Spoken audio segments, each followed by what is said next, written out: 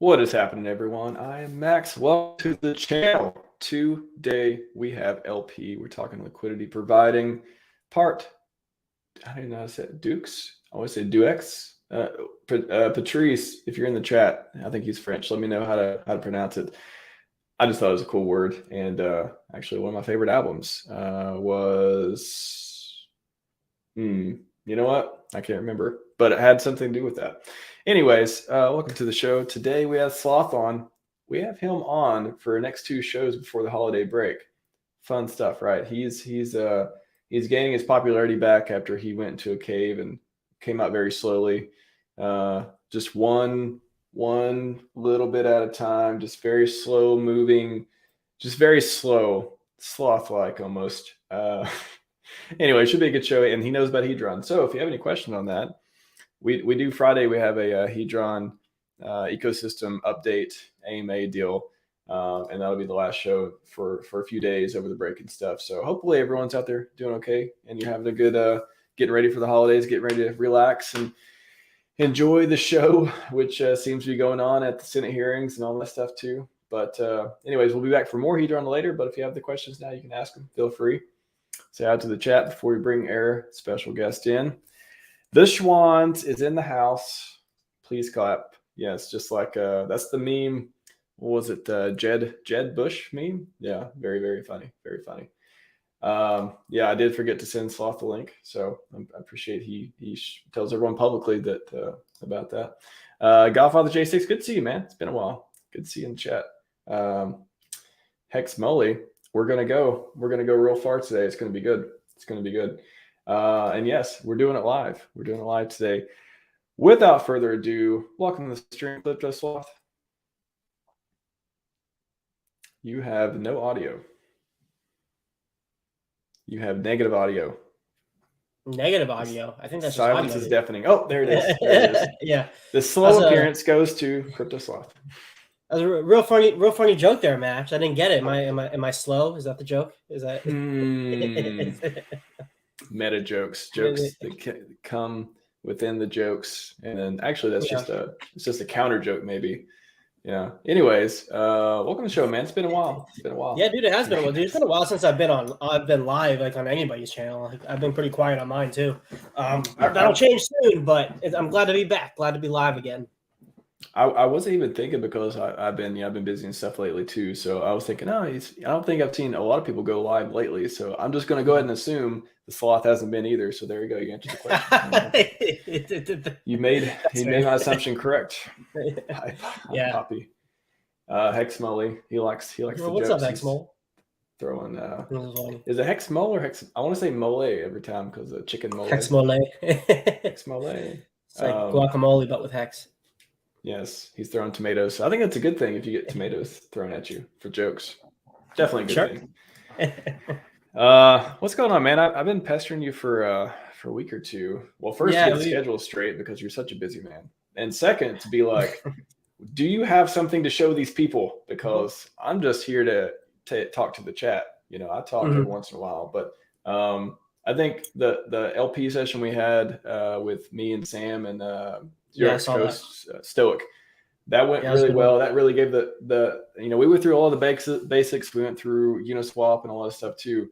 But I want to do a part 2 with you because and you were voted in the. I was asked who knows about LP. A lot of people said you did, and I was like, I didn't even. I know you're a Hedron guy, but also okay. Yeah, so I was like, okay, I want to do a part 2. I know a couple things, Max. I don't understand one thing. I know a couple things. You're like Alex from Hedron. You're like that guy. I talked to him about Hedron for almost 2 hours, and then I wanted to. Someday I will have him back, hopefully, and we'll talk about Hedron for maybe a half hour or so. I want to talk to him about all the other things he knows. So, long story short, people in the ecosystem they know more about than what they're popular or what they're known for in the ecosystem. So. Apparently Sloth knows about LP, and I'm like, part 2, I want to have Sloth here to bang out some good stuff and just show us how to do some of this stuff that I think is going to be a big part of the future. I think LP is going to be a way to, I don't know what it'd be a way to do. It's going to be big in the future. We'll see how, is it going to be a way for passive income? Is it going to way to, is market selling and limit selling going to go away and everything's going to be like this abstraction of LP. I just think it's this huge thing that's only going to evolve and get better in the future, and a lot more people are going to know about it. And we're on the frontier. We're like on the edge of the technology, and that's why I wanted to dig deep into it with you. Oh yeah, man, dude, I'll tell you, man, the future's now. It's already important. It's already a big deal, especially if you can. I think the measure on whether or not you understand LP is basically if you understand the concept of impermanent loss. Like if you like the more I think about like liquidity and liquidity providing, it's like, oh, if you just understand impermanent loss and like how that works, you pretty much understand like 90% of it. Like that one concept. With that one concept, you can pretty much just derive anything else, as far as I can tell, from my experience with LP. But yeah, it's been something I've been thinking about, learning about, and I'm happy to share what I know with you guys. You know, I think it'll be fun. We'll go, we'll do some basic stuff, and then we can talk about some of like the theory behind it, and we can kind of talk about like scenarios where like you might want to LP or where LP would be useful for you. Like we can go through it all. Just definitely ask me questions. I'll answer them to the best of my ability. Not an expert, not a financial advisor, just a guy who's learned about it. So we're gonna go real slow. No, just kidding. Boom, we're in. Man, take it over. Let's do it. I'll field questions, and you just kind of go through it and talk about whatever you think's interesting. Yeah, sure. Well, so most of the LPing that you find is like Uniswap V3 LPing. And I think if I remember, like Sam and Stoic, they covered like the difference between V2 and V3 pretty well. Like that unless you want me to cover that too. But let's take a step back. Let's just take a step back. What is liquidity providing? Just most simply, it's you giving up your coins and allowing other people to trade with them. So like let's take Hex and USDC, because that's the one we're all familiar with. Some people want to buy Hex with USDC. Some people want to sell Hex for USDC. But in order to do that, you need somebody on the opposite end of that trade in order to do the trade, right? Like I can't buy Hex unless somebody wants to sell me Hex, and I can't sell Hex unless somebody wants to buy Hex. That's just how a trade works. You need two people on the opposite end. What liquidity pools do is it's a technology with decentralized exchanges that a third person can come in and say, you know what, I'm going to take the other end of whatever trade that anybody wants to do with these two coins. So for Hex USDC, a person would come and put up a bunch of Hex, put up a bunch of USDC. And so anybody who wants to buy Hex can put in USDC and take the Hex. And anybody who wants to sell Hex can put in Hex and take the USDC. And that third person, the independent person, we'll call them the market maker because they're the person giving the ability for people to trade. They are taking the other end of every single trade. Now, what that does is that they're always on the bad end of the trade, because if people are buying Hex, the ratio of USDC to Hex is going in such a way where the price of Hex is going up. And then if people are putting in Hex and taking out USDC, the price of Hex is going down because price is just a ratio. So why would somebody want to do that? Why would somebody want to 100% guaranteed always take the bad side of a trade? And the answer to that is fees. And so every time you conduct a trade on Uniswap or any kind of DEX, there's a fee associated with it. And that fee goes 100% to the liquidity providers. And it's distributed proportionally to how much people are providing liquidity. So that's what LPing is. Liquidity providing is you're giving up your coins to allow other people to trade. But by providing that service, you are getting paid to do that. So the idea is for the fees that you earn to outweigh the bad deal you're getting by other people trading with your coins. That's fundamentally what it is.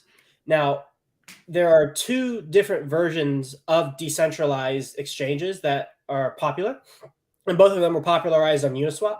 There's the version 2 version of Uniswap and the version 3 version. And what the version 2 is, it's everybody puts in equal amounts of the tokens at whatever the ratio currently is, whatever the price is. And all of the liquidity is distributed proportionally or equally across all potential price points. So it's like, it's just really one pool, and you remove it and you make your trades, and the ratio changes based on what's in that pool.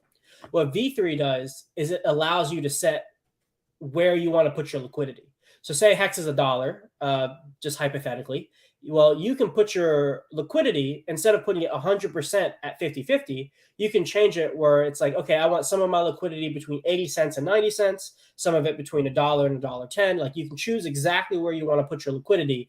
And that makes the market more efficient, because instead of the market saying, hey, everybody wants to buy Hex at $1, but we have some people selling it for 10 cents and we have some people selling it for $2. People can say, hey, you can say, instead of selling it at these two extremes, I want to put all of my economic energy at the $1 range. Like it's just concentrating the liquidity so it's more efficient, and that people are able to execute trades a little bit more effectively. Okay. So generally V3 is better, but V2 is more simple. And so if you wanted to open up one of these positions and you're like, hey, you know what? I want to try to earn some of these fees. How would I do that? And you would just go to Uniswap and you would open a position. So this is the swapping page of Uniswap, and you just have to go to this pool place right here. And then you go to new position, and then you just pick whatever pair. So I'll probably just use Hex and USDC for this entire explanation, just to keep it simple. Okay. Yeah. So, okay, there we go. So now if we wanted to say, if we want, we can do the full range, which is what the Uniswap V2 system is, or we can go ahead and specify our range. So let's zoom in a little bit. So this black dot line right here is the current price. And this histogram right here is where all the liquidity currently is. So the larger the bar, the more dollar value there is at that specific price range. And so if you wanted to set up a range, say right here, we could say we wanted to put in 100,000 hex, or let's just do 10,000 hex. At this specific range that we have it at, I'll zoom out a little bit more. At this specific range, we would need to also put up $237 of USDC to meet this ratio. Now I'll get into this in a bit, but look what happens if I pull this band above the price. All of a sudden, you only have to put in hex. And if I pull both of them below the current price, all of a sudden, you only are able to put in USDC. So we'll talk about that in a second on why that's important. But let's stop there. I think that's a good place to kind of regroup if you got questions on that, or if you want me to elaborate on anything. I think that we got a couple questions. Let's see which ones are related to what you just talked about. Well, if you want to explain, why you only got to put in one side on that, I think that'd be interesting, though. Yeah. Okay. So let's go. I like explaining this better with the chart, because I think the chart does viewing this on the chart makes it easier to understand. Okay. So I was explaining previously how the person who's providing LP is always taking the bad side of the trade, whereas when the market moves one way, the person providing the liquidity is ending up with more of the thing that's not moving up in price, or if price is going down, they're ending up more with the thing that's going down in price. Now, in a V3 system, you can go ahead. Wait, let me think if that's where I want to go. I was answering why would somebody do that? Well, and let's visualize what I was just talking about. So let's say this was our liquidity bands right here. And so as price is going up, you're getting more USDC. As price is going down, you're getting more hex if you're the liquidity provider. Now, what happens in a V3 system if the price goes above this blue line, which is your upper band in the liquidity pool, is you end up completely into USDC and 100% out of hex. So let's get it's trading, and boom, it pops out, retests, and then it goes to $20, whatever. Now, in this next move up, you're left completely into USDC, and you're not capturing any of this upward price appreciation of hex anymore.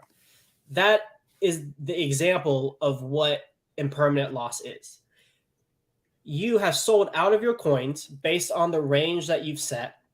And because you've done that, you are no longer experiencing any other price appreciation the hex coin is experiencing. So technically what the impermanent loss is, it's the amount of money you have. You subtract the amount of money that you have currently from the amount of money you could have if you never set that position in the first place. And the reason why it's called impermanent is because it's not permanent until you take your position out. So say like the price goes like way up and then it trends back into this range, and we start trading again in here.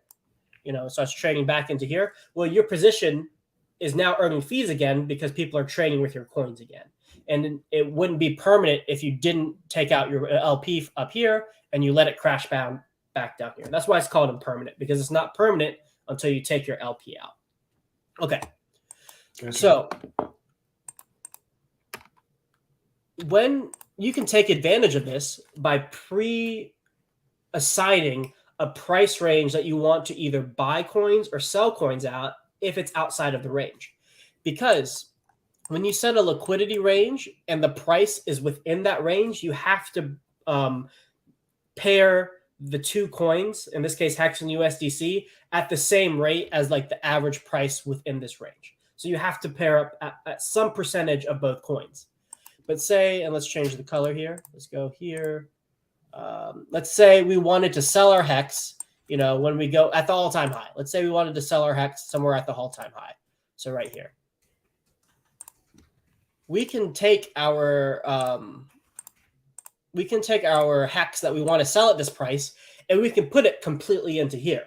Now, when I was talking about impermanent loss before, the way that you would experience that in this position is that, say, the price is trending in here, it shoots out, it trades, and then all of a sudden it breaks into your range.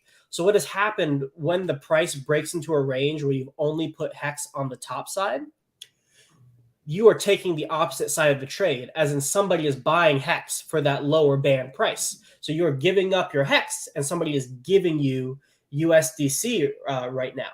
So now when the price is trading with here, one, you're earning fees, which is great, but your balance is fluctuating between more Hex and more USDC. More Hex, more USDC, less Hex, less USDC. And then eventually, when the price comes out of here and we're up here in this range, you're completely out of Hex and into USDC.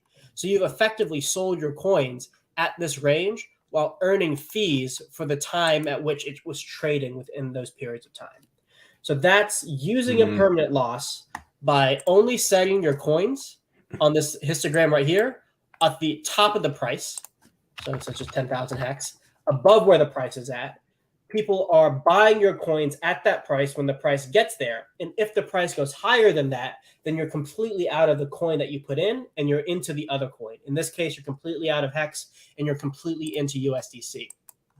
Now, the same works in the opposite direction. Say you wanted to buy Hex at a lower price than what it is now, but you wanted to earn some fees while you're doing it. Say you wanted to buy down here at a penny, and let's say, like 1.2 cents and 1.1 cents, something like that. And we'll change these colors to green. So in this case, we have price trending, and oh no, dumperoonie. It dumps down, and then it dumps into our range right here. So what has happened at this point when it dumps into this range? Because you're putting your liquidity bands on this side of the price. So you're only putting into USD. So you're saying, I only want to buy Hex at this specific price that we're setting right here with these bands. So as before, you're taking the opposite side of the trade. So when this price breaks into your range, you are then giving your USDC up to the people that are selling their Hex. So now you have a proportion of Hex in USDC. And because you have that proportion, when the price goes down outside of the range, you are completely into Hex over here, and you've bought at an average price in between these two ranges. Now, in this specific case, if you wanted to keep that Hex for any upside potential, you would have to remove your LP, because if it came back into that range, you would be then selling your Hex into USDC.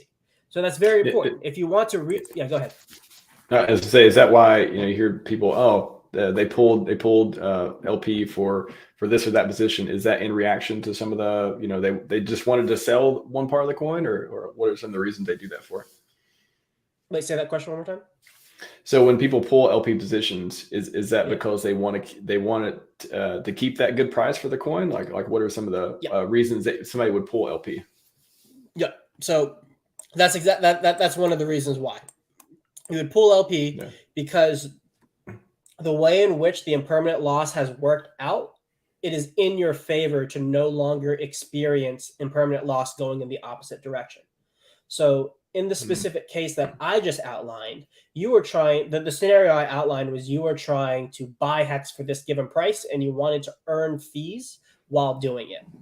Well, in order to be able to lock in that buy, you can't experience further upside with your liquidity position because you're taking the opposite side of the trade. You know, down here in this area right here, let's go right here.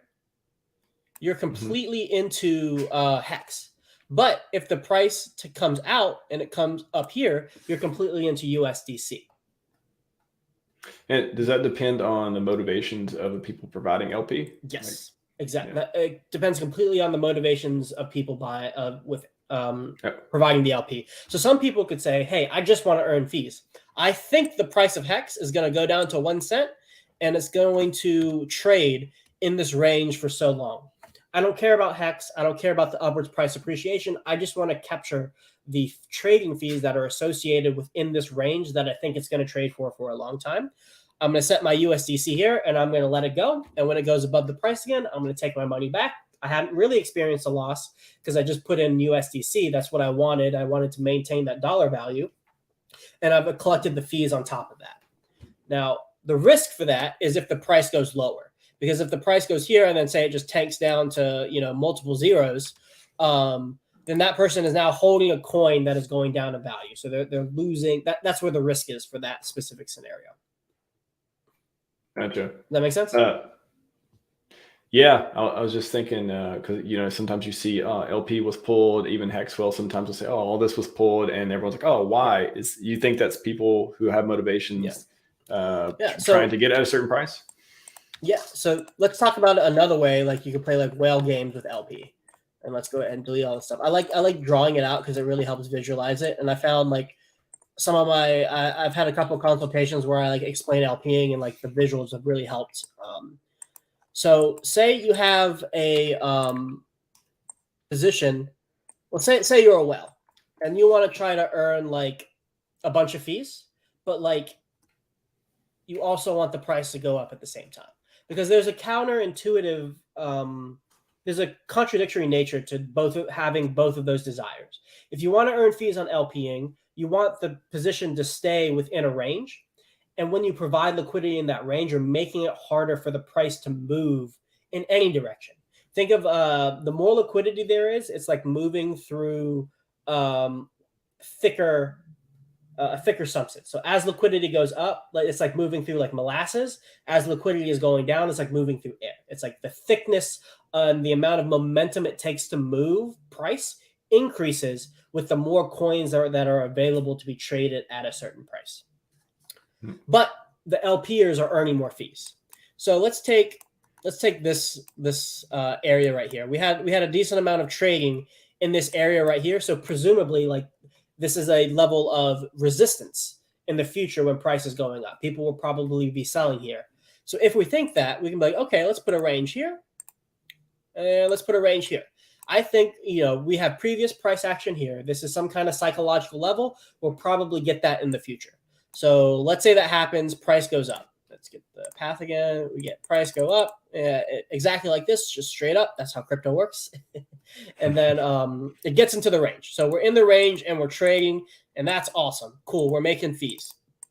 Now, the thing is, you're making fees, but sometimes whales don't just want to make fees. They want the price to also go up too. And so because you're providing resistance here to the price going up, this is what's called sell wall. When you do that, the price probably will hit the resistance and then go down. And then we'll maybe start trading here, find support somewhere else. Well, when the price goes back down, they're completely back into Hex, which is what they originally put in.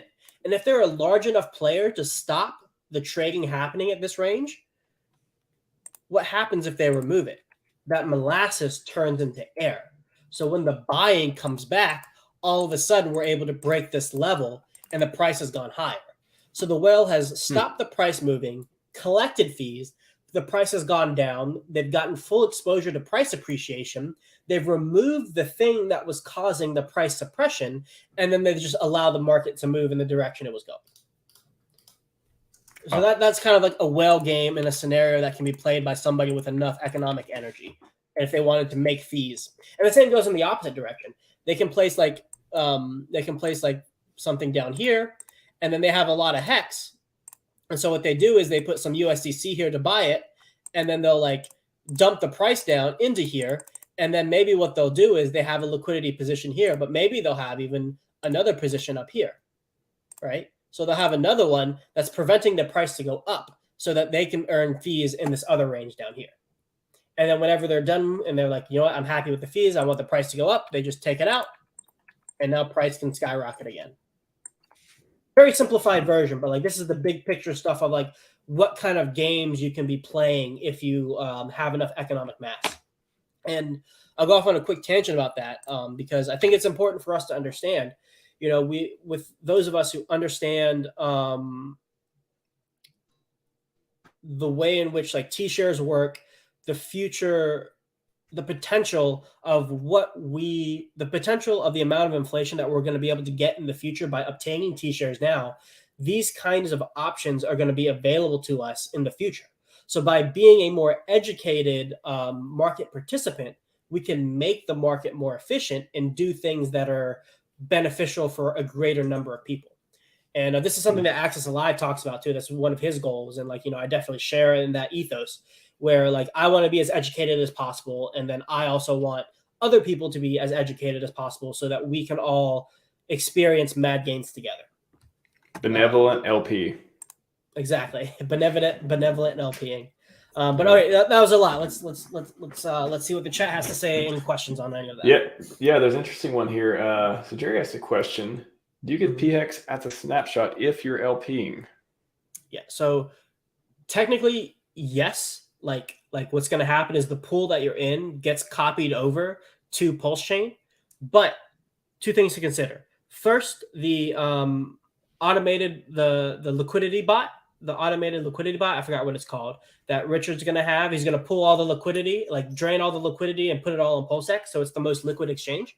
So like you're going to end up probably losing your coins and ending up with some Pulse if you're pairing on an ETH pair. But even more concerning is whether or not there's going to be a UI to exchange to be able to get your coins out of.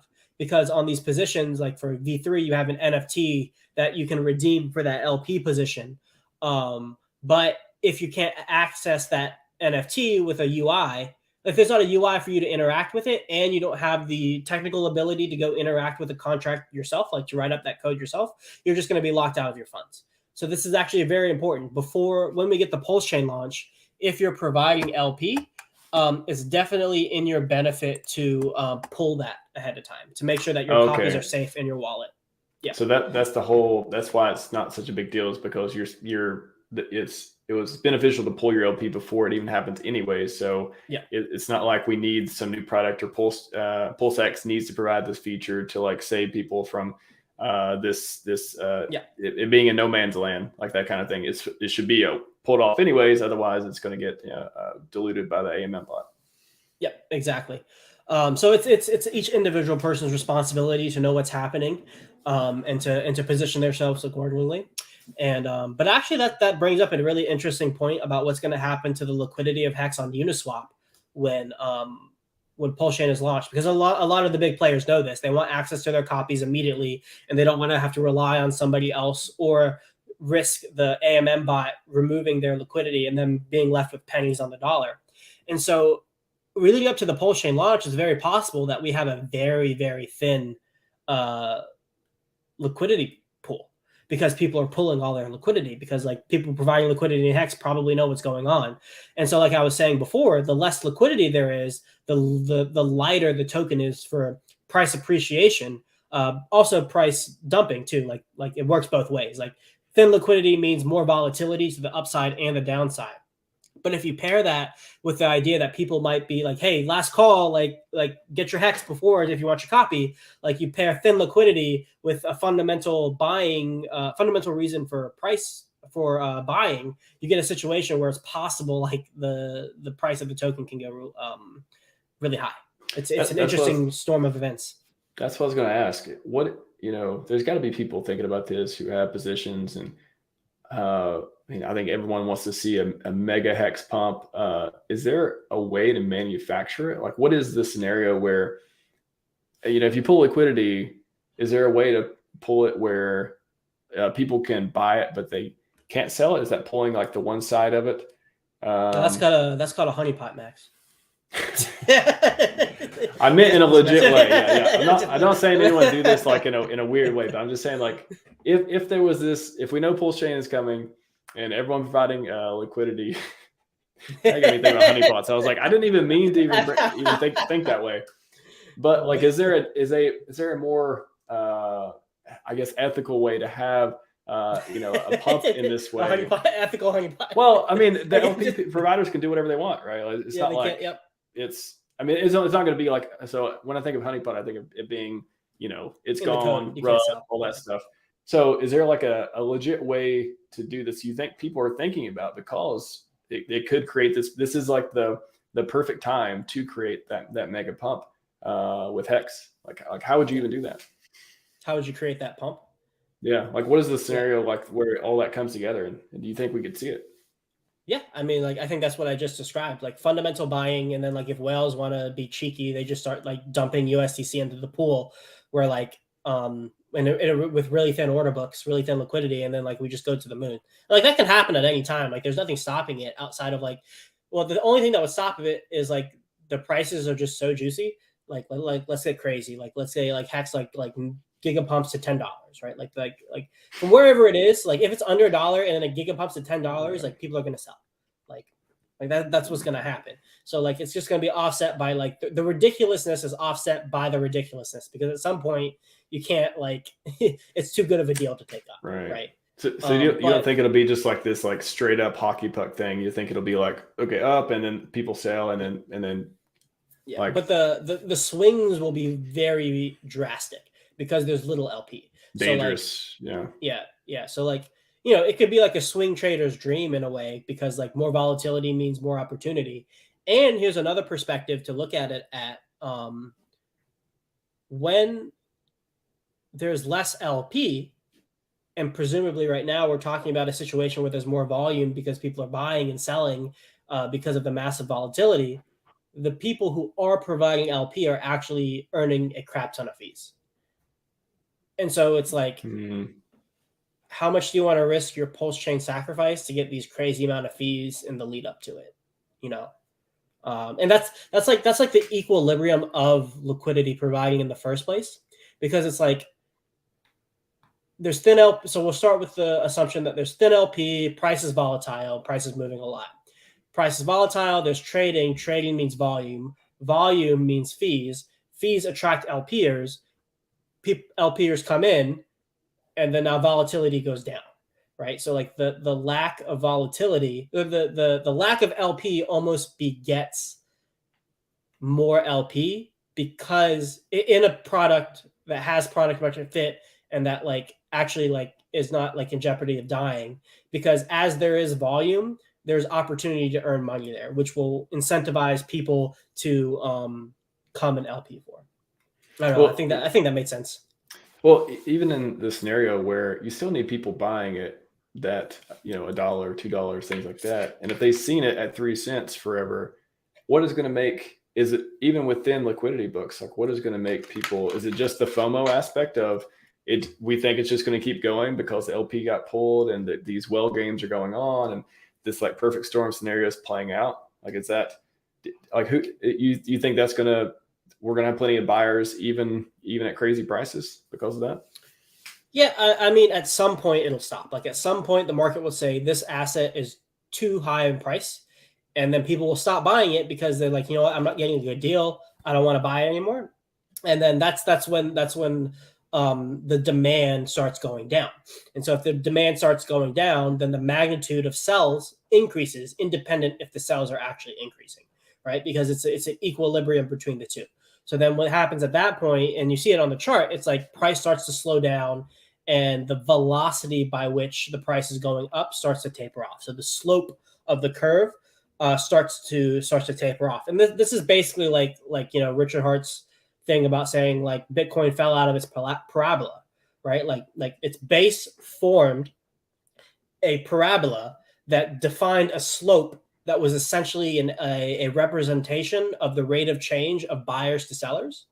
And once the price broke that that projected rate, it then signified that the magnitude of selling is now overtaking the magnitude of buying, and in a manner in which that will make the price go down, right? Like it's simple supply and demand dynamics. And so like as price goes up violently, you have more of a probability of people selling, and you have less of a probability of people wanting to buy, because the price was so like, if you can remember last week that the thing you bought was 5 cents and today it's $5, like you're not going to want to buy that thing, right? Because like yesterday I could have got it for 5 cents. Now I'm paying 100x the price. Why would I do that? That's why time is important, because you need time for people to psychologically adjust to what the prices are, to be able to feel like they're getting a good deal whenever they're buying. And that's kind of like the psychological component of like when support might come into a market.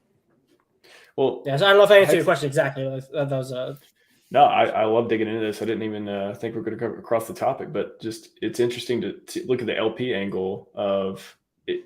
I guess with Hex too, we all know it's the premier asset on PulseChain and all this stuff. It's got all the community, it's got everything behind it. Is there anything that makes, I guess, what are the chances? What are the scenarios that can happen? So maybe things get crazy with Hex and it goes, whatever, $2, $5 up and down, all this stuff because of LP well games. What is the other scenario? Like, what is there a boring scenario that could take place? Like, is there just the market, it's bottom of the bear market, everyone's broke. Like, I guess what's the other scenarios that could happen? Yeah, so I'd say the other one, and I'll stop sharing my screen since we're just talking right now. So the other scenario for this is the classic buy the rumor, sell the news event, where people are now buying right now, because this is where you'd be buying the rumor of PulseChain, of the PulseChain launch. And then when PulseChain is announced, you get that fundamental driver for demand, fundamental driver of demand. So people are buying, and then the people who are buying now are using that pump as exit liquidity to exit their position. And so the magnitude by which people are exiting their position offsets the amount of FOMO that's being experienced in the greater market. And so because of that, we get maybe some price up, but then we get like, after the launch of Icosa was a great example of it. Then we get you get a taper off of like downwards price appreciation because people are now selling a lot. And like for PulseChain, like that's probably going to happen after the launch of PulseChain, because the main driver for that demand is getting your copy. So once you got your copy, like the chances of people selling are like higher. And so the question is like, are people selling? And like, that's kind of the wild card in this situation, because if you're selling, you're losing your copy. Right. So it's like, do you want to lose your copy for the one instance of price appreciation? Like that's different than say like the launch of like EIP 1559, which was like making Ethereum deflationary through burning part of the gas fees. But like there was really nothing keeping you from making you want to hold your coins beforehand, or like to not sell into that pump, because nothing that was happening with EIP 1559 directly affected like your holdings. It was like a more long-term bullish thing for the project, for the system. But like you're actually giving something up substantially when you're selling your Hex into the PulseChain pump, because you're giving up your copy. Now you are getting USDC value in return. And so you might be able to bridge that USDC in and get more coins after the dumping happens later, but you're risking losing a position if you do that, right? Like, so it's like, there are upsides and downsides to both things. And like, you just have to position yourself to what you think will happen and then hedge against you being wrong. I just want to take a moment to remind everyone how this ecosystem is so full of winning. Sloth has just kind of described a scenario where the leading up to PulseChain launch could be even more crazy than PulseChain launch. Crazy in a good way. I love it. Yeah. I've been ignoring chat, so I'm gonna go back to chat because there are some questions. You're supposed to ignore me, Max. I thought, what happened to that? You're supposed to ignore me. Well, let me do your show for you. You just talk to people in chat. I mean, Are we live right now? I didn't know we were. Are we live? Let's do it. I thought we were doing it live. Back to LP. I wanted to dig into that because that's something we like. I don't think people talk about enough, and I think this wavering, this negative feelings, this bear market blues, all this stuff, it gets in the way of all these things that are they're on the horizon. We don't know when they're coming, but we know they're coming and they're on the horizon. And I think it's more than hopium, folks. This is some like scenarios that it's gonna be crazy. One way or another, it's gonna be crazy leading up to launch. Yeah, dude. I'm gonna save all the Icosa questions for a bit. Got quite a few of those. So I was like, what's going on? Nobody talked about that. Hey, I can talk about other things too, man. I got ideas, man. There's lots going on. You know about the Icosa? Do you have any Iwatsa? No, I invested in this meme coin called Hedron. That's the only thing that I really care about nowadays. Hedron. Good old Hedron. How's the yield with Hedron? Pretty good? Dude, it's awesome. I'm enjoying it. All right, we're not going to talk about it right now, but we're going to come back to it. James Chill. What's up, James? Chile. Put an E on the end of that with a tilde. Why does it sell your hex to the USD when price goes up instead of selling USD for hex? Yeah, just because you're taking the opposite side of the trade. So when price is going up, that means the ratio of hex to USDC, there is more USDC than there is hex, right? So like if you think of it like as a fraction, like hex on the top and USDC on the bottom, for that number that you would calculate by running that, if you like put it in a calculator, like calculated it, the numerator going down and the denominator going up means the output is going up, right? And that's what price up means. And so, did I say that right? I don't think I said that right. It's the opposite way. I think it's USDC over hex. That's how it works. So it's like if you're putting in more USDC and you're taking out more hex, that means you can get more USDC out for each hex that you put in because there's more USDC actually there to be able to take out. That's probably a better way of saying it.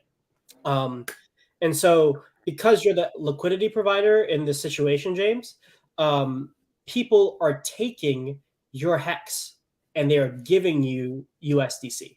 And that's what's making the price go up. So your coins are the thing that sets the ratio, and other people are adjusting the numerator and denominator of that ratio to calculate what the price is. So you will always end up as an LPer with the bad side of the deal. That's just how it works. Price go up, which means people are putting in USDC and taking out hex. Therefore, you have more USDC and less hex. That's how the deal short term, but you're earning fees and you can pull positions and you can decide, to make other decisions around that. Okay. Steven, you called it 30 minutes ago. That's true. You called it. Let's see. Just don't leave, or if you have to leave, close your position. Yeah, that's something Sam mentioned the other day too. Is how often do you need to watch your LP position? Is there any like interesting notes around like watching it and what can happen if you don't? It depends. It depends on what your goals are. So like if you're like, you know what, I want to sell hex at this range and I don't care when it happens. I don't care how it happens. You just set it, you forget it, and you wait till the price is higher and then you pull it. If you're trying to earn fees and you're trying to be the most efficient and earn the most fees as possible, you have to be in a tight range. And if we have time, we can go into that because I didn't go through Uniswap.fish. But the tighter your range is, that means you're earning more fees in that range because your money makes up a higher percentage of the money that's earning fees in that range. And so if you're like trolling for fees, kind of like what Sam does. Like if you listen to Sam, he's like trying to pump out the fees and make as much money as he can. And when you do that with the tighter range that you have, the quicker you'll experience permanent loss because a smaller move in price will put you completely out of position, completely out of earning fees, but also completely into one side of that LP. So completely into hex or completely into USDC, right? Like if you have a position between 1 cent and 1.001 cent, a tenth of a cent move takes you completely out of range. Think of it that way. The smaller your band, the smaller the move, needs to be to get you out of your range. And so the smaller your band is, the more you need to be actively managing it to make sure that it's in range, earning you fees. And then there's a happy medium where you're like, I just kind of generally want to earn fees within this range. I'm happy to take the other side of the trade when it happens. And then you set that and you forget it. It's all dependent on your goals and what you want. Gotcha. Connor asks, how dangerous is V3 when the price starts to run? So the risk of when price runs is that you're completely out of the coin that's running and you're completely into the coin that's not running. And so for Hex USDC, you'd be completely out of Hex and completely into USDC. So it's like the danger here is like Hex begins its next bull run to like, let's say $5. I think that's like I'd say $1 to $2 is conservative. $5 is like mid-range. Let's just hypothetically, not financial advice. This is off the top of my head. I want a little bit more higher price because it exemplifies what I'm trying to say more. It goes to $5 and you set an LP position at say like $1 to $1.50. You lose out on all the X's going to $5. And say it never goes back to $1 and you never buy back in, say like 3 bull markets from now, Hex is like $100, like hypothetically. Like you've missed out on all of that. And so that's where the danger comes into play. $100 Hex. I like it. Dangerous though. Dangerous. It is dangerous. Tony, what pairs does Crypto Sloth LP with? Yeah, so I really liked Icosa. Icosa, while it was still at its ceiling price, that was pretty good. But now that we have extra inflation in the system, that makes it so that people are still incentivized to dump the token, even if it's not at the ceiling price, which kind of answers your question a little bit there too, Tone. Your other question, the framework that I use to set those positions isn't valid anymore. Like the premises aren't true. And in that Hex endgame thing, I outlined what those premises are. And so where was I going with that? And so that LPing on that pair has become a little bit more complicated, but there are ways to get around it. I like USDC pairs if I'm trying to earn a bunch of fees because those have the most volume. And I like them if I'm trying to buy or sell.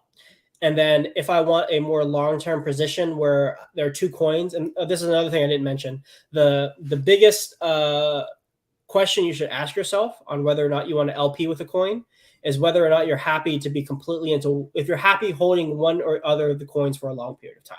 So for example, Hex to Hedron, I like both things. And I think long-term, the price appreciation of both of those things is going to be awesome.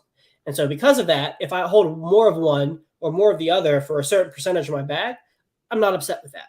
So I'll go, the way I like to describe it is, and this isn't exactly it, but this is a good way of thinking about it. If Hex does a 2x and Hedron does a 3, Hex does a 3x and Hedron does a 2x, if I have an LP position, I will earn like a 2.3x or I'll earn a 2x, right? So like what percentage of my bag am I okay with ending up with the least amount of X's based on what those 2 coins do? And then at that point, that's a good pair for you to do. And then you set a range and you earn fees. Because no matter what, you're happy with what's going to happen, even if you take an L off the most optimum play. So that, I didn't go into specific pairs too much, but those are the heuristics and the questions I ask myself when I'm thinking about opening a position. Full disclosure, I have no LP positions open right now. I'm not LPing currently. Sounds like a fake guru to me. Me. Furu Finance. Man, reminds me of, shout out to Furu Finance. Damn, dude. Yeah, so it was just making me think Well, you're breaking up, man. Am I breaking up?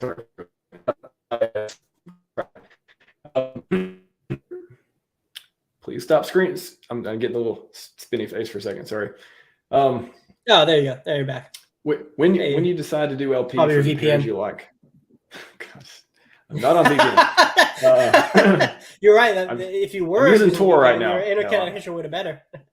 Is that how that works, right? Actually, yeah, that's how it works. Yeah, it's actually the opposite of that, Sloth. You know that.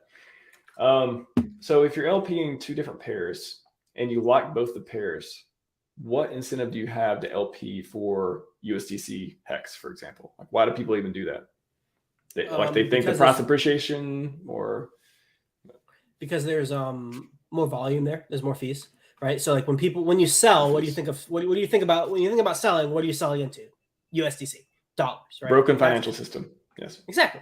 That's what you when people say sell, they mean selling for USD, and for crypto it's USDC, right? So like, and when you think about buying, you're buying from fiat into that coin. So like it's ingrained into the language that we're using where the volume is going, because it's implied that you're using USDC or you're using USD. And so because there's more volume, there are more fees, and because there's more fees, there's more incentive to LP, and so people take their money where they can earn the most money. It's that simple. So Hex USD, more fees, but higher risk then? Yes, it is a higher risk in terms of you'll get left behind on upwards price appreciation, and you'll get wrecked on downwards price dumping.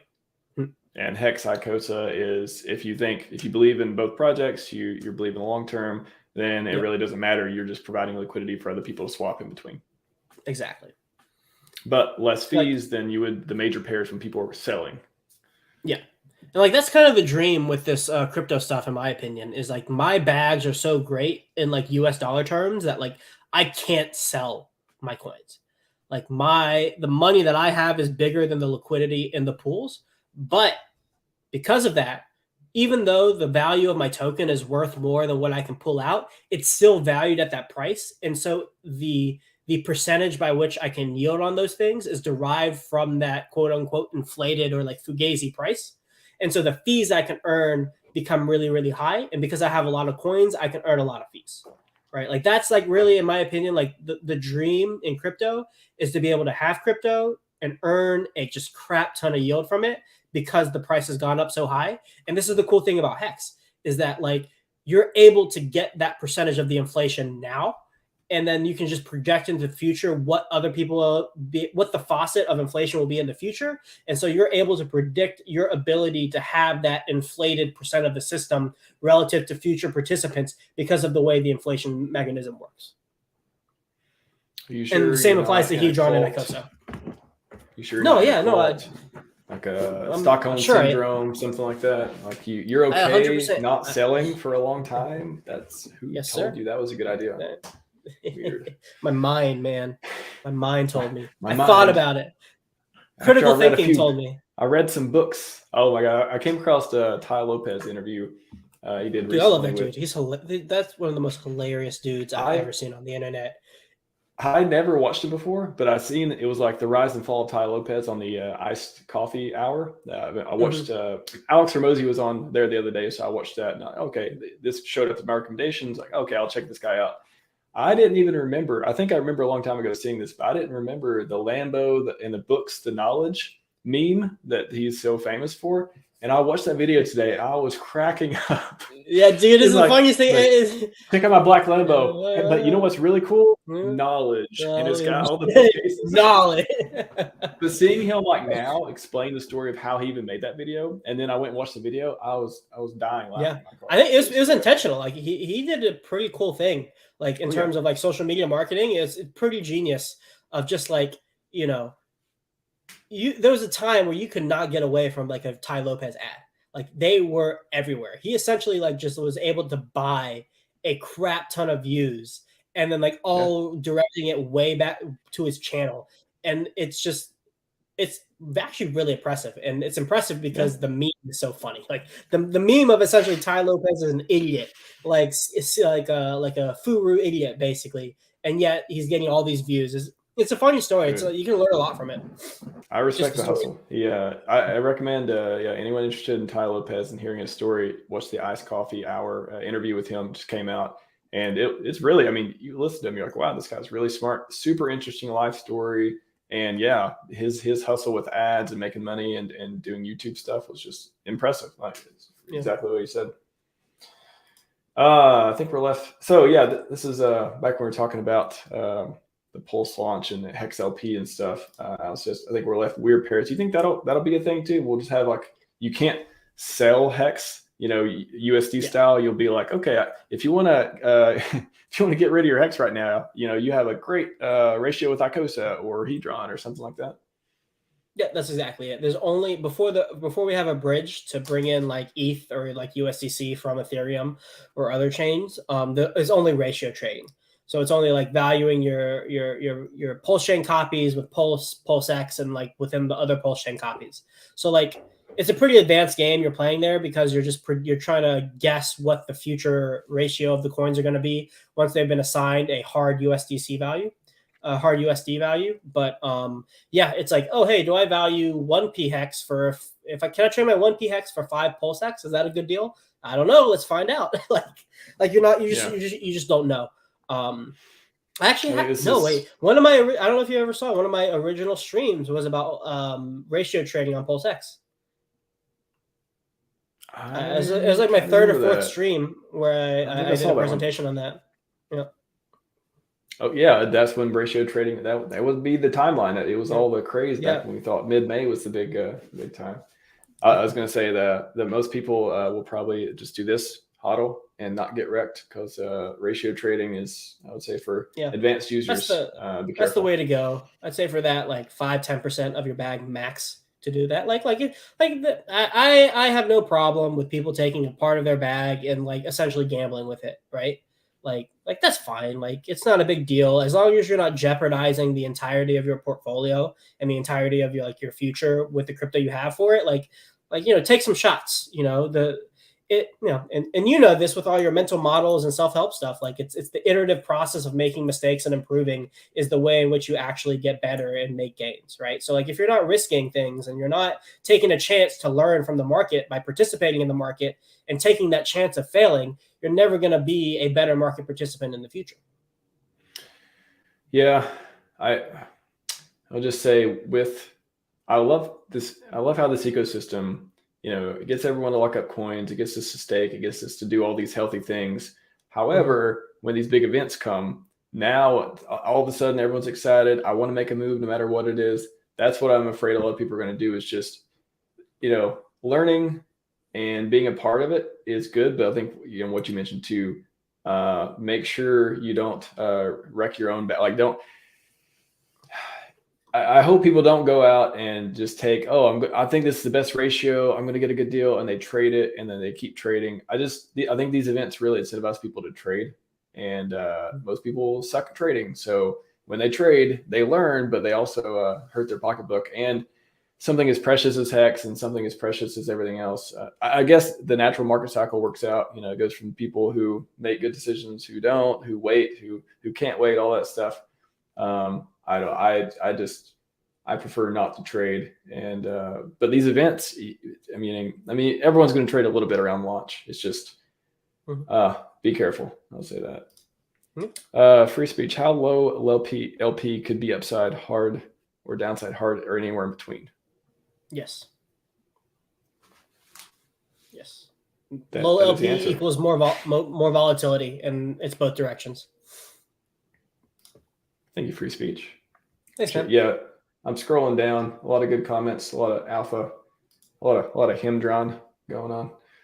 The real prize in all of this.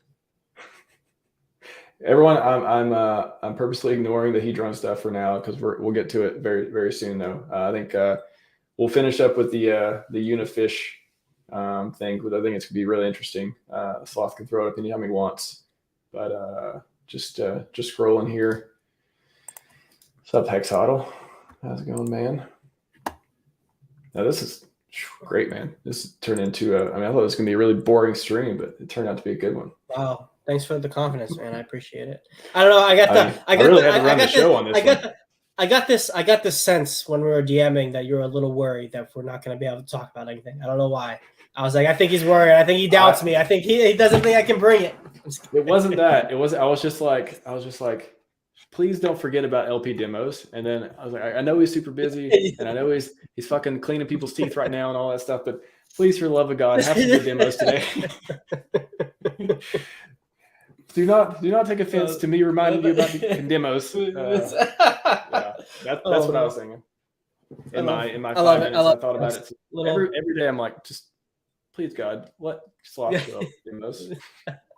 Damn, am I that unreliable? Am I that erratic? No, you're actually not. I think I've been erratic recently. I apologize for my erraticity and doubting you because Alpha. Alpha's flowing at your neck right now. Let's I continue. appreciate it. Yeah. Yeah, so this is uniswap.fish. Actually, just bring up the site just so you can see what it's like. Uniswap.fish. And so it brings it up, and then you get pick whatever LP pair you're interested in. So we've been talking Hex USDC. So let's go with that. So you pick it, and then there are going to be options for there are different fee structures for different LP pools. Just pick the one that has the most percent selected. That's where the most LP is. For Hex, it's all in the 0.3% fee pool. And so this is a really cool tool because what it does is that it takes the amount of, say, dollar value on an LP with, and so 10,000, just because the numbers start to make more sense once we get into higher numbers. And then it estimates based on the current amount of volume how much fees you would be earning at different liquidity ranges that you would have. And it can also run some impermanent loss calculations for you based on the range that you want. So this is a really good tool for hey, if I want an LP position, what can I roughly expect? Now, obviously things change and it needs to be updated regularly, but even a blurry vision into what you're getting yourself into is better than than no vision at all, right? Like this is just a tool to give you general estimates on what you could potentially expect. And at least don't even take the absolute values that seriously. Take the relative values more seriously. And I'll get into what that means in a second.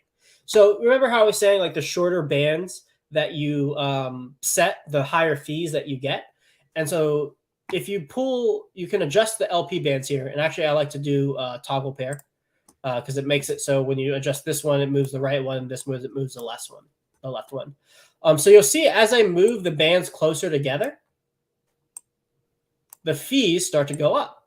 So at this range, this is estimated fees for 24 hours if you're going to do the Hex USDC pool based on the current amount of volume and the current size of the LP position, because it's also taking into account what position or what proportion of $10,000 is within this specific LP histogram right here. So you would be earning $67.51 if all things stayed the same across 24 hours. Obviously, that can change. And so if you adjust, say, this red band, and the red band is where price is, you can actually start to see how the fees start to change with where the price is. Now, the cool thing is, not only is it changing what the fees is, but if you look down here to the USDC Hex, it's also showing you how much USDC and Hex you would have at a given price point within the range that you've set. So you can start to model out what's going to happen both when the price is moving in that range as well as the fees you can expect. Now, what's cool is watch what happens. So say I'm here, you're earning $50.75 when the price is at this range. Watch what happens if I move it to the left. All of a sudden the fees jump up. The reason why that is because this histogram, the amount of liquidity right here dropped off. So $10,000 is a greater percent of less LP than it is of more LP. So even though it's in the same range, you're earning more fees. Now, what happens if we move the price out to the upside? Well, look, you're completely into USDC like I was talking about before with impermanent loss. And then if you start to go down and the price goes down, well, now you're completely into Hex and you're out of USDC. This is exactly this exemplifies what I was talking about before. And so, you can set as wide of a range as you want. You can set it out here. And then you can say, okay, so if the price goes down to over here, about 2.4 cents, I'm going to be making $19. And if it goes up to, 33 cents, I'm making about $7 a day on $10,000. And then if it moves out and the price goes to 3.7 cents, well, I'm out of range and I'm all into USDC. So I think some people are asking for the site. Let me throw that in the chat. Go ahead, Matt. Yeah. I'll put it in the chat. Uniswap.fish. Okay. I was going to ask on the estimated fees, what can make those change? People, the change in the amount of liquidity. So say this plateau right here where the liquidity is at, say somebody added a bunch in here and it shot up to up here, right? If that happened, you would then be earning less fees. That's simple. Another thing, the volume changes based on what's being calculated here. So say there's a lot of volume on the day you're calculating it, but the next day for some reason insert whatever region you want, the volume goes down. Well, the fees are also going to be going down too, right? Like this is a static image of what's happening at the time you're doing the calculations. It literally changes from minute to minute. But it's a useful tool, and I like to use it. Gotcha. Yeah. Yeah. No, it seems like it is the go-to tool. I'm surprised Uniswap doesn't have it built in. Maybe Uniswap V4 will have it built in or something like that, because it's amazing data. I wonder if, like, from a liabilities perspective, if they don't want to be advertising potential returns on their site. Like, I wonder if, like, maybe from a legal perspective. But it should just be code, right? I'm just kidding. I mean, that's why the bold estimated. Let's see. I think we covered all the questions. Let's see. Maybe one, two more. Does it help like PSLB basic of people LP? Does it help coins like PSLB? Do you know much about the? Yeah, I know the mechanics of it. I'm not personally like a huge like Pulse Doge, Pulse Bitcoin fan. Like I don't have any exposure to it. It's interesting and it's cool to see, but it doesn't pique my interest enough to participate in it. That doesn't mean like it's been going on a tear lately. I think Pulse Doge is like back to like $10. Like it's pretty impressive. Like it's doing well, and you'll probably make money on it. Check the chart. Yeah, let me see. I'll just pull it up. But like, yeah, you can make money for it, and pull up PLSD. Yeah, $10.20. Hey, look at that. There you go. Yeah. What was I saying? It's just not all the suckers who made a bunch of PLSD for Hedron. I'm just coping that I'm not at all-time highs like PLSD. No, but yeah, I think it's a valid ecosystem. I personally don't have any plans to participate into it. But like for Hexlove's question, like yeah, LP would definitely help it in that it creates a market for people to trade. So like if you want people to be able to enter and exit into your ecosystem, and actually the other layer is Hart's Law, where bonded liquidity allows tokens to move together. When you have an ecosystem of multiple coins and you have them all bonded together via liquidity, then that means the entire ecosystem moves together. So as one coin pumps, it pulls the other coins up. As one coin dumps, it also pulls it down. But that is extremely beneficial for a lot of reasons. Is there a support group for anyone who bought Hedron going into the auctions who thought that it was going to moon to $5? They sold all their dog coins. They sold all their I guess Pulse Bitcoin was their thing back then. They sold all their other coins, and they thought Hedron moon, please. Yeah. And then right. One day that'd be nice. Yeah. Hedron ecosystem questions. There's a lot about Icosa, and like a week or two ago, I was like, Sloth, come on stream, and you're like, no. All right. That's exactly what I said. Sloth, come hang out with me. No. We'll trap you in the LP AMA to talk about this. I'll just throw this up here too for the Hex McKenzie. She has some great. Go follow her Twitter. She posts a lot of really cool updates on like the APYs and stuff. So like like async mining for Pulse Bitcoin, like it's printed, man. Like you can't argue against that. It's got an interesting hook and pull. I'll say the whole mining with the staking deal, and it's got a brand. I'll say that it's got a brand around it. One more before we go into. Do you ever intentionally end LP? That's a good question. Yeah. The situations as when you would do it, like I said before, if the impermanent loss has worked in the direction that you want it to, so like you want to sell and you put a single-sided liquidity position at a higher price, and then it goes above that price, then like I would take it out because I've gotten the price that I want. And it's also the opposite way. Like if I'm trying to buy with LP and it goes below and I bought the coins with the impermanent loss, then like I would pull it too. Also, if you don't want to get exposure, you don't want the risk of impermanent loss and you're happy with the fees and you just want to lock in where you're at, that's when you would end it too. Gotcha. All right, Hedron AMA, just for a few minutes here. I'll have to go through the earliest questions first. LP whales will save Icosa. Is there any merit to that? Is there anything interesting about that? Yeah. So like what whales could do when their Icosa stakes unlock. So like say we're still below the ceiling price, they could put all of their Icosa at the ceiling price. wherever it's at that given point in time. And then because the because the amount of LP in the Icosa pool is actually not like that high, they could just like send it up there whenever they want. Like they're like people have enough hex out there, and like let me see what the liquidity is right now. Icosa hex, and it's about $200,000 worth of liquidity right now, and that's like split between both hex and Icosa, so it's not completely one or the other. And so it would only take less than $200,000 to like send it to the ceiling price right now. It's just like no one wants to do it because there's just going to be exit liquidity for people selling into it, right? But like if like whales have a lot of Icosa, like I was saying before, you could put a single-sided liquidity position in a range if the price is lower than that range. So they don't have to put up any hex to do this. They just have to put up Icosa.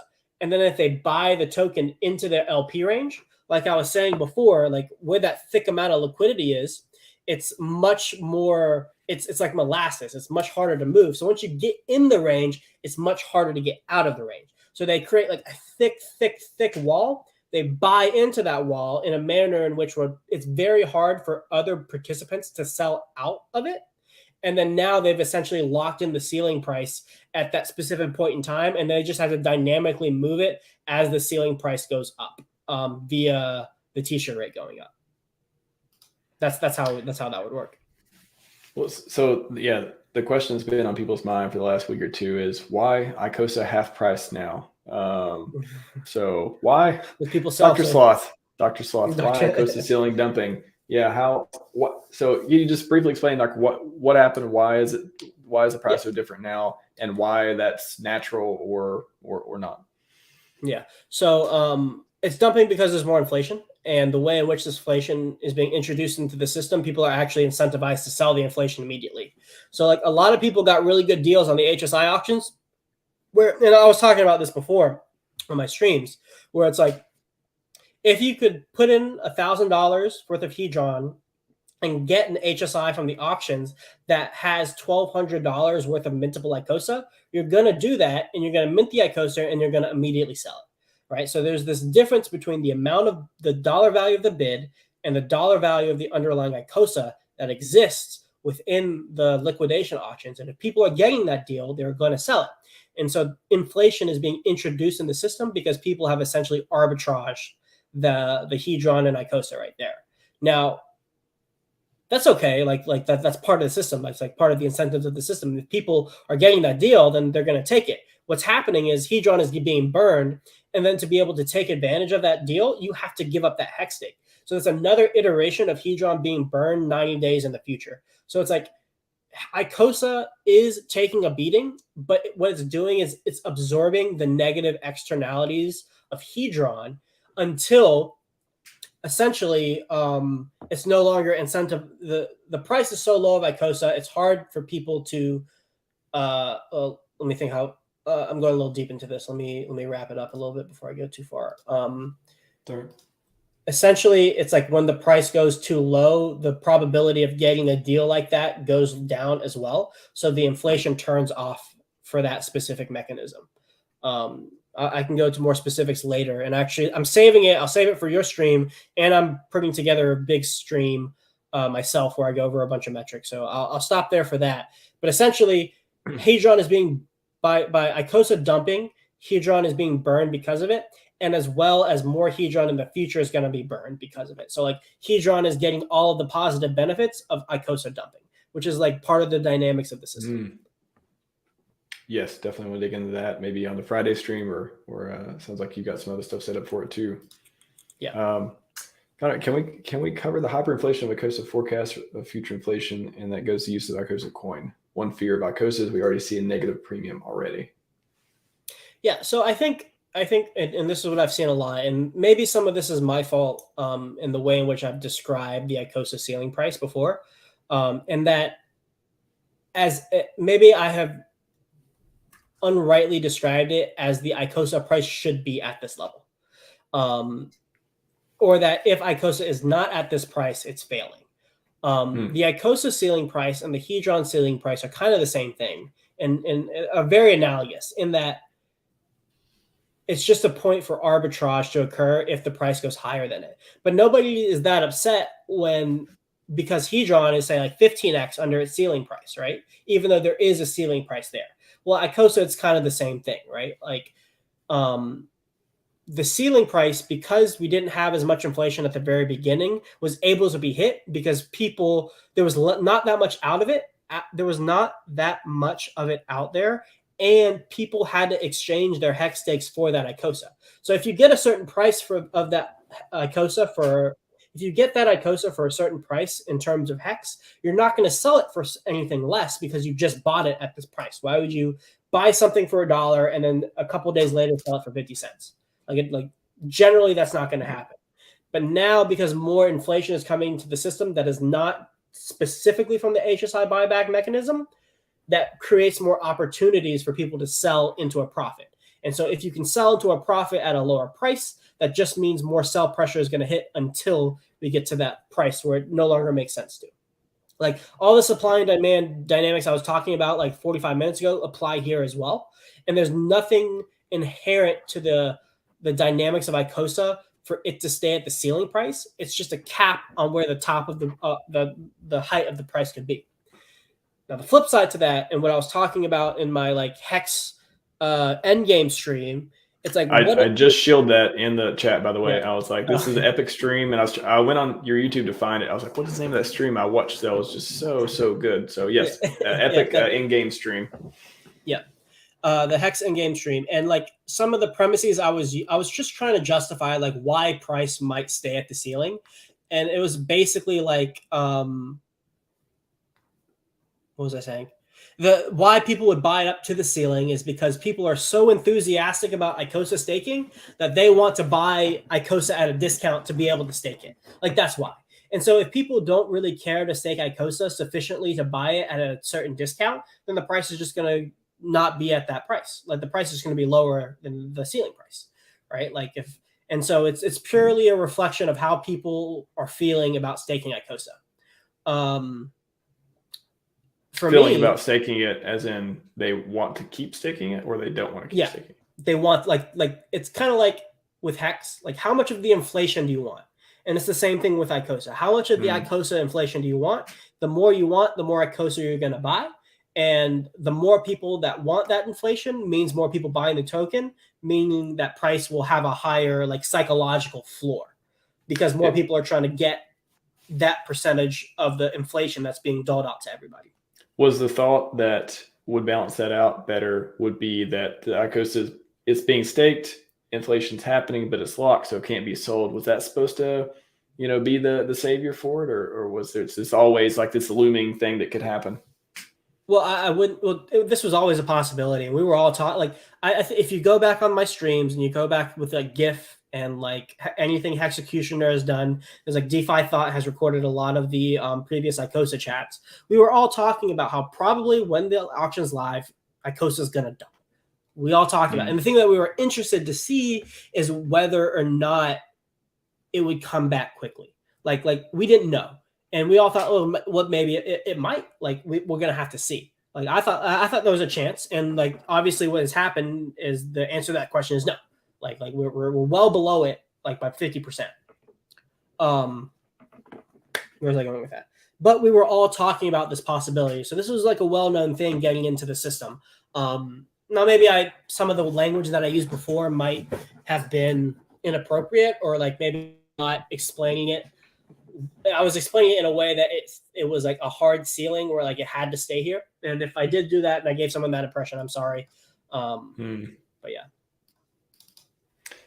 I don't think everyone, when you're listening to this talk, we're speculating or we're using the best information we can through research and all the studies. So at the end of the day, everyone's accountable for their own actions. So a lot of people were buying Hedron because, I think we all thought there was a chance that Hedron's going to go crazy with the auction. We thought, Icosa may dump or maybe it'll come back soon and all this stuff. So it's like, I think as long as you're trying to get people the best information of what you know, and of course we're going to be biased towards the upside. Of course, we want to believe the good things are going to happen. But yeah, it's not like you were screaming. You didn't go Ty Lopez like, buy all the Icosa right now.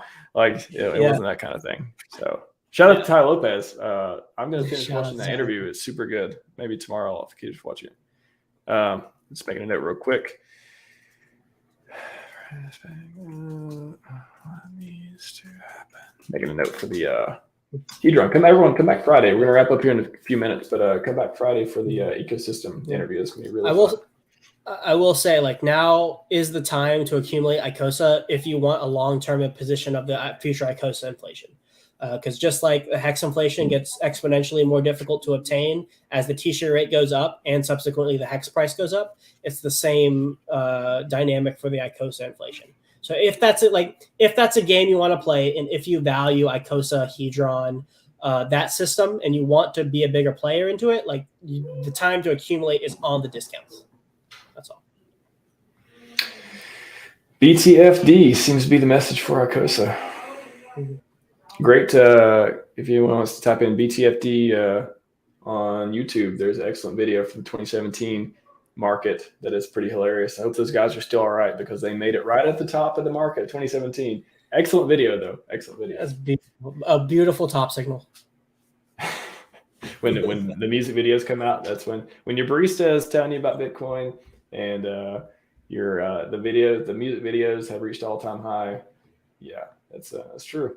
But what's the bottom signal then? Because is Senate hearings the bottom signal? I mean, it's almost is the chilling effect for Hex YouTubers the bottom ceiling? Yeah. Like, bring up this point by Entryman at the end. Okay. This is a good point. There we go. Yeah.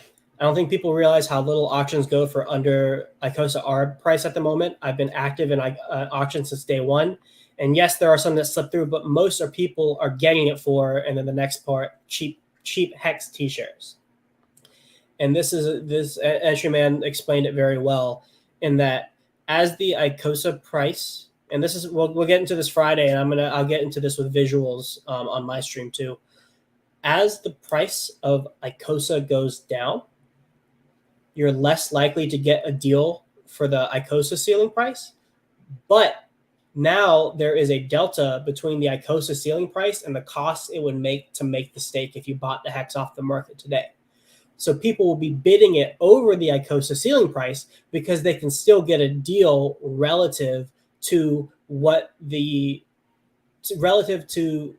would cost to get those T-shares off the market.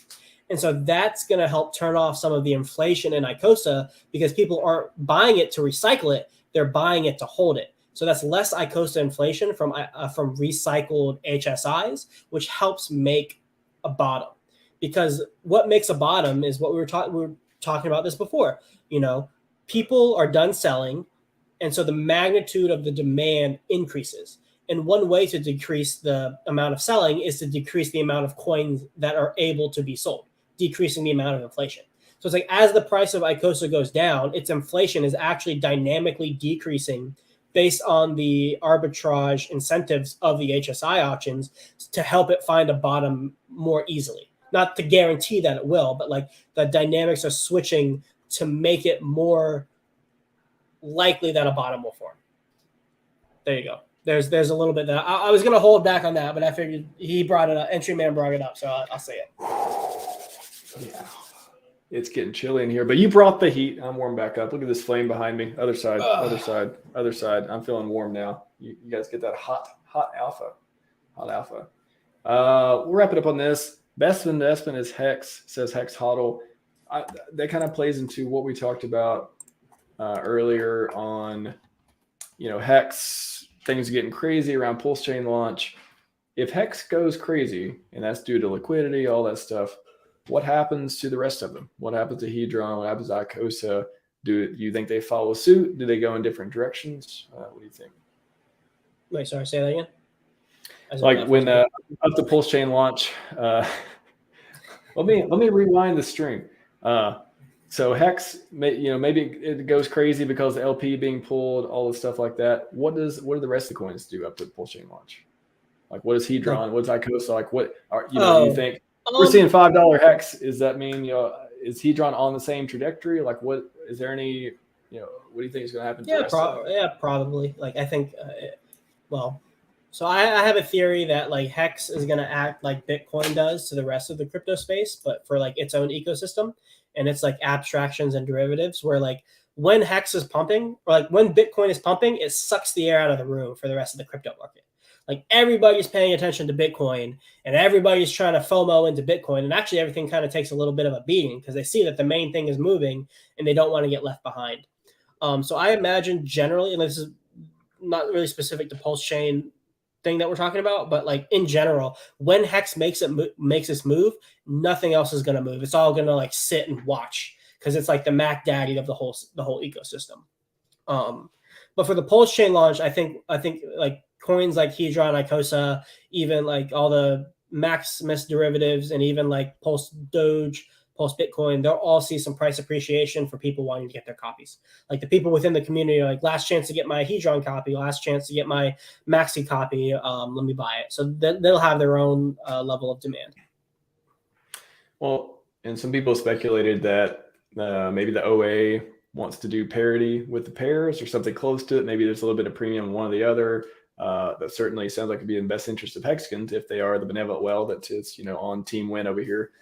Do you think, does that kind of leave the copy? I guess what was the difference? What do you think is going to happen with the copies on, Hedron, Icosa, the other ones outside of Hex if we don't have that OA who may be making the moves to ensure parity, premium, stuff like that? Yeah, people will make their own LP pools, and we'll get a lot of E coin to P coin pairings. It's probably the smart thing to do. Smart thing to have a pair for all of those things. Just because we want to tie it to liquidity. We want to tie as much liquidity to each other as possible. And actually, I've in my mind, I've kind of mapped out this diagram in my head, this like image that I think would be good to illustrate out someday to kind of differentiate like, or to like organize like the dynamic between coin to coin versus coin to stable coin. The dynamic that exists between like those LPing the dynamic that exists by having LP and coin to coin and coin to stables, and how that kind of interacts. Johnny Chaos just did a stream, I think, with Fewer Finance. I was listening to it today, and he talks a bit about what I'm trying to explain right now, on how like ratios are the only thing that matter, and like how ratios work in the context of like USDC price.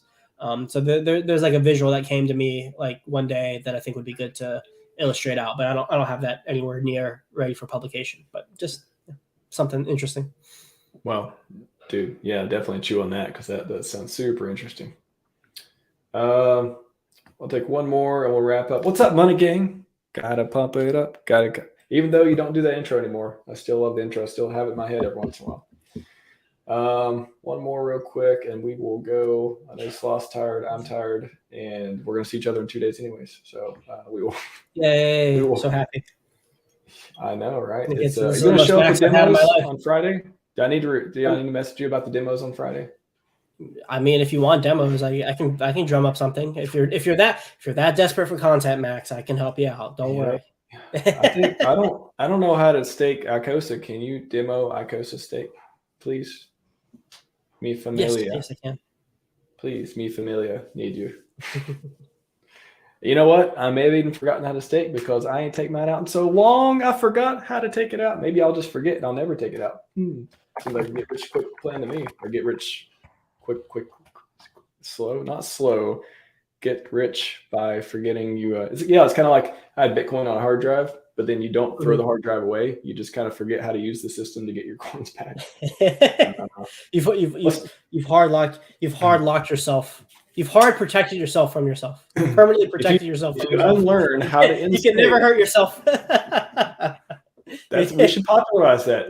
Unlearning how to instake. Everyone stop using the staking portal for like 6 to 12 months, and then maybe you'll forget how to unstake, and then you'll earn all this other yield and thank yourself later when you relearn. And then we'll provide the video. Me and Sloth will provide the video to tell you how to do the staking again. The video is time locked, so you can't access the video. It's going to be scheduled to come out in 1 year, and it'll be time locked. And Hex.com, save yourself. Okay, like all right. I swear I said one more. Sloth is in. I've got his commitment 1 year from now. Has that? Okay, here we go. Last one. Okay, well, actually, Money Gang said this one, and then we'll get to the last one. Cheeky one. Wondering Sloth has Icosa and Hedron prediction for 2025. What do you got for Money Gang? Not All financial advice. 2025. I don't know. You have to give me. Let's say if Hex is like $1 at 2025, Icosa could be. I have to plug. So the way I do moon math for Icosa, I do it based on the ceiling price, and then I'll like take 50% off to be like conservative. Let's save the price predictions for the Icosa Hedron stream. Let's save it. Okay. Yeah. Money Gang, come back. Money Gang, come back, man. And 2 then days exactly one day minus 1 hour. One day, Money Gang, you'll come on my channel. I'll come on your channel, and we'll do all the fun moon maths with the TAs and the fundamentals. Yes. I forgot about that. I was gonna put, you guys, when is the polyhedron stake starting? I haven't kept it. I haven't been updated on that. I think it's supposed to start today. If it hasn't started, probably somebody just needs to run the function. It's probably a public function, or maybe no. I think it does it on its own. I don't know. We'll have to see. Definitely go to Dipcatcher and Gold Keys Twitters, because if there's any important updates, they will have made it public as soon as they are aware of it. They're pretty good about that stuff. So I'll double check Huey afterwards, and I'll get to you on that if I find anything. Last question from John Gibbons: has Icosa staking pool growth at a similar rate to the coins we've been earning since the auction started?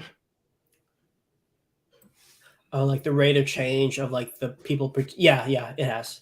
It has. And if you haven't been, well,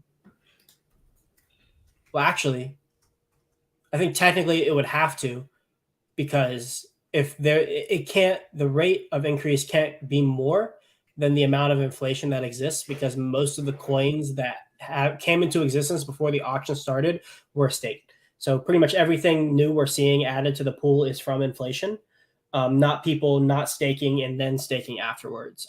So yeah, pretty much I think it's been, I have to do the math on that, but like if I had to take a guess, like it's definitely proportional to a large degree. Yeah, I will say that. That's my answer. Final answer. Man, excellent stream, excellent sleep. I forgot what it was like to stream with you. It's been so long. I know, right? Max, you've been hanging out with other people, man. I miss you. You want to hang out with me anymore? I thought we said we could stream with other people. I helped bring you up, man. I was one of the first people to come on. You literally held my hand and you told people my name, and then I became. I told you to get a YouTube channel, man. You're like, no, I just want to blog. I don't want to be in the public. I'm like, no. Is that the story? Is that the story? That's what I'm going to say. The story. That's what I'm going to say. The story is. You can totally say it if you want to clout chase air beginnings of every relationship. Yeah, well, I need to, right? You well surpassed me in subscribers now. The battle of the growth between RHMax channel and Crypto Sloth is over for now. I need to make a comeback. Well, maybe if you do 3 videos a day, you'll have 500 more subs than you have right now. Yeah. What I'm saying is the ROI is not quite what you think it is there. I'm not sure you want to go down that route unless you want to be clip master, which I don't know. Yeah. I didn't want to shield the Sloth. Go ahead. Yeah, go ahead. No, who's really winning? The guy who hasn't posted for a month with 1,000 less subscribers, or the guy that posts all the time with 1,000 more subscribers? Who's the real winner here? Sloth is winning. That's why I had to bring you back into my circle. I'm like, I need to waste some more of your time. I need you back in the studio right now. Yeah. Real quick while I have you, UFO. I was late, Sloth. Thanks for that blog on connecting to Ethereum. It helped me out a lot because I was trying to figure out how to do it. Yeah. It got me where I needed to go. We're getting close. That website is getting closer, slowly but surely. I think you're the only one that read it, because then you gave me the feedback. There's a broken link. So yes, thank you for that. And I was like, I'll damn put it it, up there too. Max, I needed that link. I needed that code. I was like, I'm trying to figure out what. Well, this is the output. If you want to look at the code, go here. Well, so originally the link was fine, but then I changed the name of it because it was hex.pi. And then I think we lost Sloth for a second. Oh, you're back. Okay. Yeah. So what happened was the link was fine originally, but it was called hex.pi. And then when I put it on the GitHub, I was like, okay, I want people to have a name of something to search for. So I named it like git hex stats or something like that .pi. So it was correct for a while, and then when I committed it, it was wrong. So good call. I just want to show that I showed your epic stream covering hexahedron a while back. Anyone's interested in that, forget about the timestamp. Apparently that's when I left off on it last time. But great stream, and that was one that I was very excited for, and it did not disappoint. So that's a great one from Sloth, among many others. And then the stream that the blog he's talking about, if you want to learn about how to talk to the Hex smart contract on Ethereum, do Web3 stuff, build a super I don't even want to call it basic stats website. It's like basic.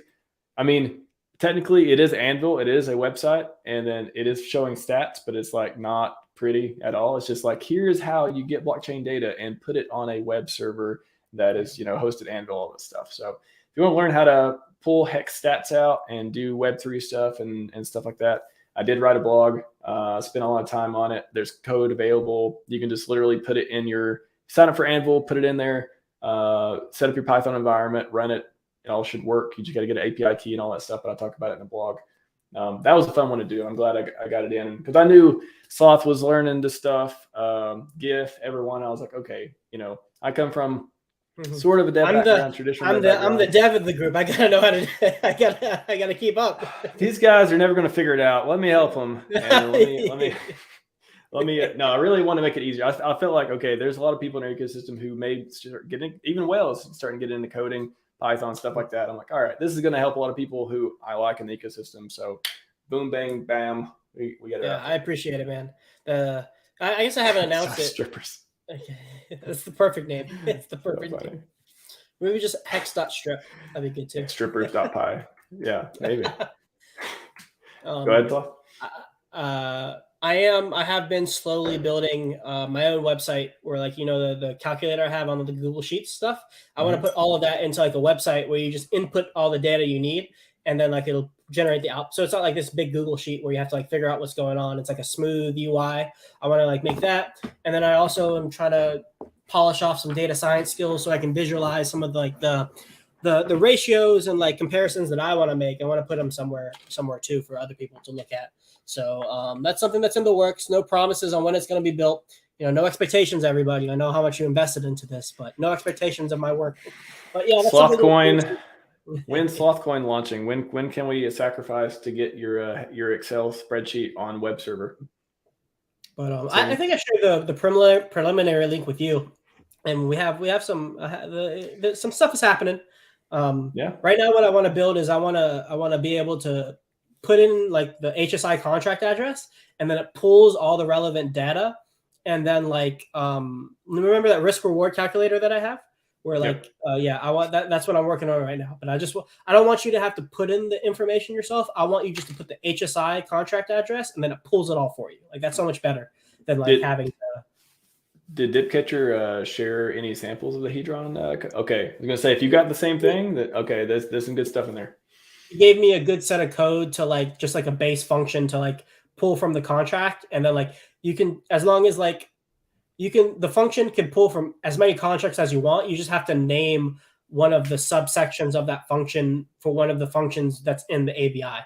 So it's like a catch-all function for all. Like I just copied it all. I have all the contracts: Hex, Hedron, Icosa, Maxi, the HSI one. Like it's all just there. So if I ever like start to make stuff for that in the future, that's I'm still a little bit a ways from it. Like I'm still like figuring out how to navigate. Like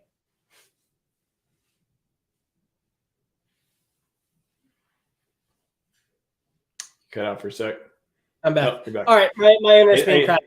To get off. A sloth who can code is going to be dangerous. I'm very, very interested to see both you and GIF.